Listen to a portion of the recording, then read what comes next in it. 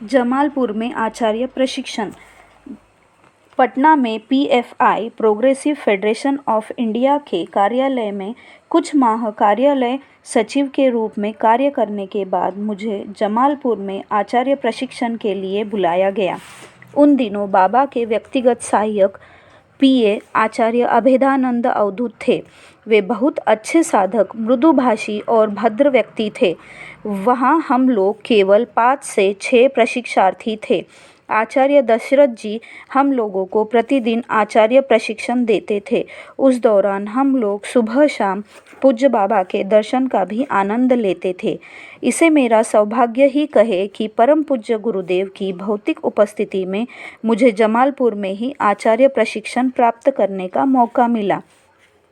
हो सकता है वह मेरे पूर्व जन्मों के संचित पुण्य हो, जिनके फलस्वरूप मुझे यह स्वर्णिम अवसर मिला था।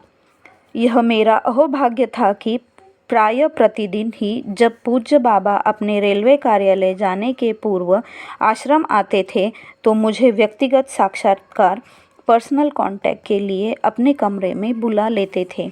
बड़े प्यार से साधना एवं सेवा के बारे में अच्छी अच्छी बातें बताते थे। मुझे उनके पैर दबाने का, उनकी सेवा करने का भी मौका मिलता था। कभी कभी उनकी दिव्य गोद में भी बैठने का परम सौभाग्य प्राप्त होता था। मैं परम पूज्य बाबा के इस अलौकिक, नैसर्गिक एवं आह्लादकारी दर्शन एवं प्रेम से अभिभूत होता रहा और अपने को धन्य समझता रहा। अन्य प्रशिक्षार्थियों को मेरे प्रति इस पक्षपात से ईर्ष्या होना स्वाभाविक था। सभी भक्त पूज्य बाबा से मिलने का अधिक से अधिक मौका चाहते हैं, पर मैं कर ही क्या सकता था। आचार्य अभेदानंद अवधूत मेरे प्रति बाबा के इस पक्षपात के लिए मुझे प्रेम से उल्हाना देते थे। यह मेरे प्रशिक्षण का अंतिम दिन था तथा दोपहर के बाद आचार्य दशरथ दादा हम लोगों की आचार्य की परीक्षा लेने वाले थे। पूज्य बाबा उस दिन भी सुबह कार्यालय जाने के पूर्व आश्रम में आए तथा आते ही उन्होंने आचार्य अभेदानंद अवधूत से अपने कमरे में भेजने के लिए कहा।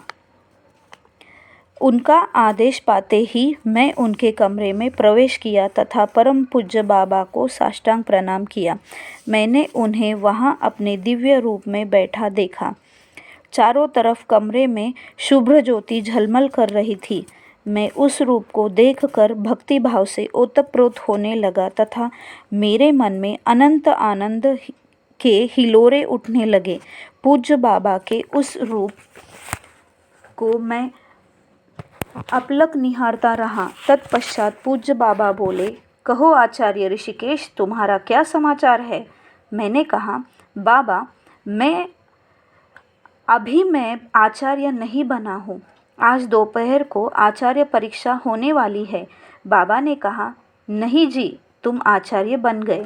मैं समझ गया कि जब पूज्य बाबा ने आचार्य कह दिया तो मुझे परीक्षा में उत्तीर्ण होना ही है। कुछ देर बाद परम पूज्य बाबा बोले, देखो जी, आज मैं तुमसे अति प्रसन्न हूँ। तुम्हारे मन में जो भी इच्छा हो, यथा रिद्धि सिद्धि, नाम, यश, धन दौलत इत्यादि मांग लो।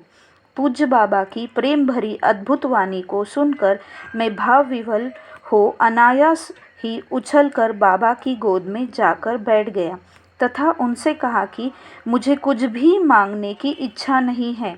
मैं तो आपकी गोद में बैठा हूँ। इसे पाने के बाद और कुछ मांगने की इच्छा शेष नहीं रह जाती। पूज्य बाबा ने पुनः कहा कि आज तुम्हें कुछ मांगना ही होगा और उन्होंने कुछ मांगने के लिए कई बार कहा, किंतु मेरा मन शांत एवं उनके भाव में ओतप्रोत था। मैं परमात्मा से क्या मांगूं?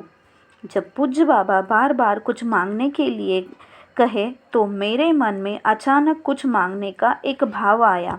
मैंने कहा कि बाबा, मैं जो मांगूंगा वह आप देंगे? उन्होंने कहा कि मैं तो तुम्हें देने के लिए वचनबद्ध हूँ। तुम्हारे मन में जो बात आ रही है उसे मांग लो। मेरे मुंह से निकला कि बाबा, जन्म जन्मांतर तक आपके चरणों में मेरी भक्ति बनी रहे। तथा जब जब जिस ग्रह नक्षत्र तारों में आप जाए, मैं भी आपके साथ जाऊं और आपके मिशन के लिए दिन रात काम करता रहूं। परम पूज्य बाबा ने मेरे सिर पर हाथ रखकर कहा, तथास्तु। मैं दूसरे लोक में चला गया और भाव विभोर होकर पड़ा रहा। पूज्य बाबा कमरे से उठकर अपने कार्यालय के लिए प्रस्थान कर गए। उसके बाद कई दिनों तक मेरी स्थिति विचित्र ही थी। मैं दिन रात उनके स्मरण एवं ध्यान में डूबा रहता और आनंद के सागर में गोते लगाते रहता। यही स्थिति कई महीनों तक बनी रही। मैं ध्यान को छोड़ना चाहता था, परंतु ध्यान मुझे नहीं छोड़ता था। ऐसा उनकी दया, करुणा और अहेतुकी कृपा से ही संभव है।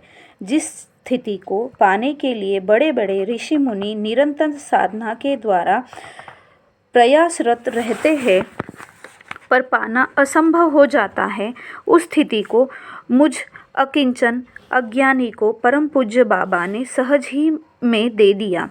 मैं कई दिनों और कई महीनों तक इस स्थिति का आनंद लेता रहा। मैं इसे परम पूज्य बाबा की विशेष अनुकंपा तथा जन्म जन्मांतर की तपस्या एवं पुण्य कर्मों का फल मानता हूँ।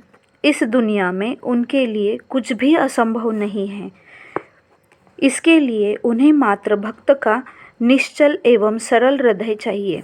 भक्त अपने प्रेम रज्जु से भगवान को उनकी ही कृपा से बांध लेते हैं। वे भक्तवत्सल है, इसीलिए स्वयं ही बंध जाते हैं।